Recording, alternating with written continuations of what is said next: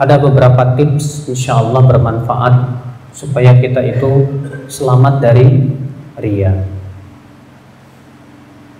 Yang pertama, berusaha untuk muhasabah di dua tempat, sebelum beramal dan setelah beramal.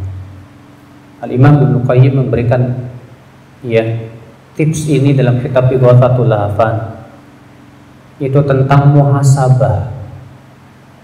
Apa sih muhasabah itu, Pak? Kata Ibnu Qayyim, yang dimaksud dengan muhasabah itu, kalau kita mau beramal nih Pak ya, tanyakan coba dua perkara kepada diri kita. Beliau mengatakan, ma min amal illa wa yu'rab alaihi diwanan. Tidak ada satupun amal kecuali hendaknya dipertanyakan dua pertanyaan. Apa itu yang pertanya? 5. Kamu beramal untuk siapa? Karena siapa? Nah ini, Bapak sebelum sholat tanya, saya ikhlas nggak ya? Karena siapa saya sholat?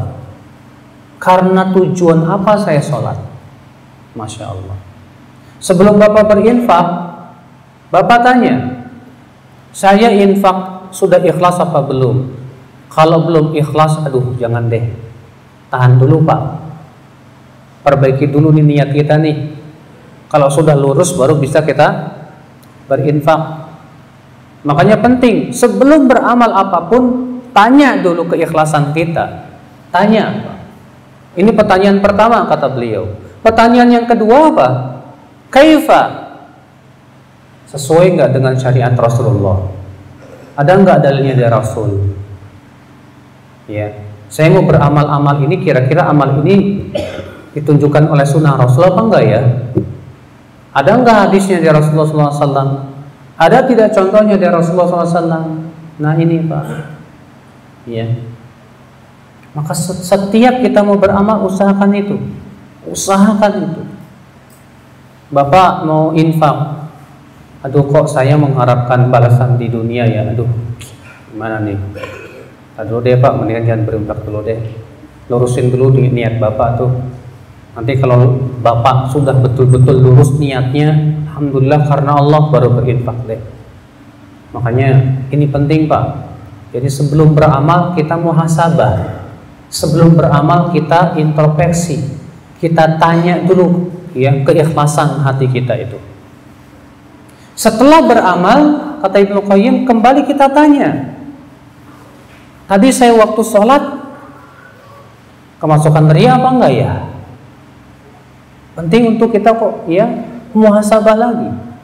Ini cara yang pertama Pak. Insya Allah ini cara yang efektif ya Pak ya, untuk kita terhindar dari riya. Itu sebelum beramal kita tanya keikhlasan kita dulu. Yang kedua Pak, bagaimana caranya supaya kita itu terhindar daripada riya? Yaitu kata Ibnu Qudamah, di saat kita sedang beramal, penting kita gunakan muraqabah. Apa itu muraqabah Pak? Muraqabah itu artinya Pak, mengawasi terus hati kita. Jadi ketika kita sholat nih, kita awasi lagi hati kita, kemasukan riya apa enggak? Kemasukan riya apa enggak? Kalau ada riya mau masuk, segera kita tolak, segera kita tahan. Jangan sampai riya itu kita biarkan di dalam hati kita. Makanya penting Pak, muraqabah. Yang kedua apa itu Pak? Muraqabah, mengawasi terus hati kita. Jangan sampai kemasukan riya. Cara yang ketiga Pak, mempelajari warna-warni riya dan bentuk-bentuk serta sebab-sebabnya. Sebab kalau kita sudah mengetahui madakhilus syaitan, pintu-pintu setan untuk riya, insya Allah kita bisa terhindar. Kenapa? Riya itu Masya Allah macam-macam bentuknya Pak.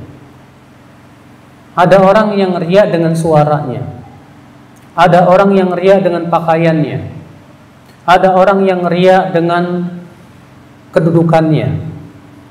Ada orang yang ria dengan keilmuannya. Orang yang ria dengan amalannya. Ya, itu semua pintu-pintu setan tuh, Pak. Bahkan ada orang yang ria gara-gara dipuji, Pak. Dan pintu pujian itu, Pak, termasuk pintu yang paling empuk menyebabkan seseorang itu apa? Ria. Dipuji. Makanya Rasulullah mengatakan pujian itu sama dengan sembelihan. Ya. Pernah di hadapan Rasul ada orang yang muji-muji seseorang di depannya. Apa kata Rasulullah? Waihak qata'ta ya'unuqa rajul. Ya, celaka kamu sudah menyembelih leher si fulan itu. Kata Imam Al-Munawi, kenapa Rasulullah mengatakan bahwasanya memuji orang di depannya itu sama dengan sembelihan? Karena itu bisa membuat dia tidak ikhlas, membuat dia ujub dan sombong. Akhirnya apa yang terjadi? Dia tertipu dengan amalnya. Nah, ini hati-hati. Maka dari itulah Bapak sekalian, dengan kita mengetahui tentang ria, warna-warninya, bagaimana kita insya Allah akan terhindar dari yang namanya ria itu, Pak. Kemudian yang keempat, yang keempat ya? Hah? Yang ketiga? Yang keempat? Kemudian yang keempat, berlindung dari ria. Ada suatu doa yang Rasulullah ajarkan kepada kita, Pak. Kata Rasulullah, siapa yang mengucapkan doa ini, dia akan terhindar daripada syirik yang besar maupun yang kecil. Yaitu doanya, Allahumma inni a'udzubika min an usyrika bika syai'an a'lamu wa astaghfiruka lima la a'lamu. Ya Allah, aku berlindung kepada Engkau untuk mempersekutukan Engkau dalam keadaan aku mengetahui, dan aku memohon ampun kepada Engkau dalam perkara yang aku tidak ketahui. Masya Allah. Ya, ada yang hafal, Pak, doanya, Pak? Hah? Allahumma a'udzubika min an usyrika bika syai'an a'lamu wa astaghfiruka lima la a'lamu. Masya Allah. Penting nih, Pak. Rasulullah mengatakan siapa yang mengucapkan doa ini akan terhindar dari syirik besar maupun syirik kecil. Siapa yang diantara kita ingin selamat dari syirik, baca doa ini. Dan syirik itu, Pak, kalau seseorang mati di atasnya, jangan harap masuk surga. Ria itu termasuk syirik kecil. Tapi Bapak jangan terpengaruh dengan kata kecil.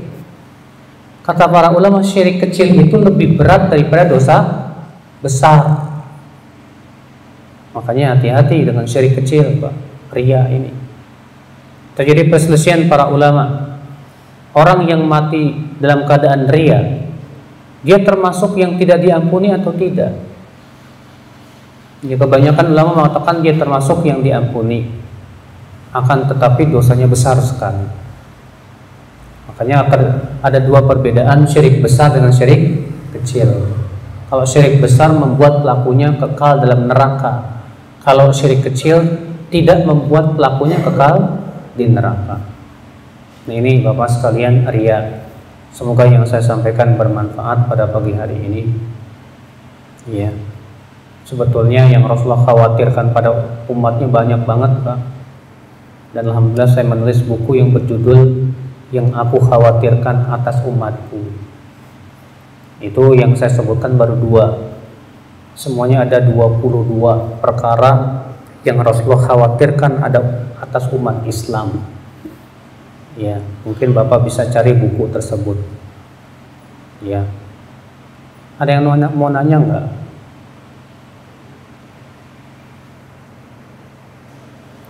Enggak ada kan, Pak? Enggak ada, alhamdulillah kalau begitu. Semoga yang saya sampaikan ini bermanfaat Bapak sekalian ya, dan bisa kita amalkan dalam kehidupan kita. dan semoga kita dihindarkan oleh Allah Subhanahu wa taala dari perkara-perkara yang dikhawatirkan oleh Rasulullah sallallahu alaihi wasallam untuk menimpa umat Islam. Subhanakallahumma bihamdika asyhadu an la ilaha illa anta astaghfiruka wa atubu ilaik. Wassalamualaikum warahmatullahi wabarakatuh.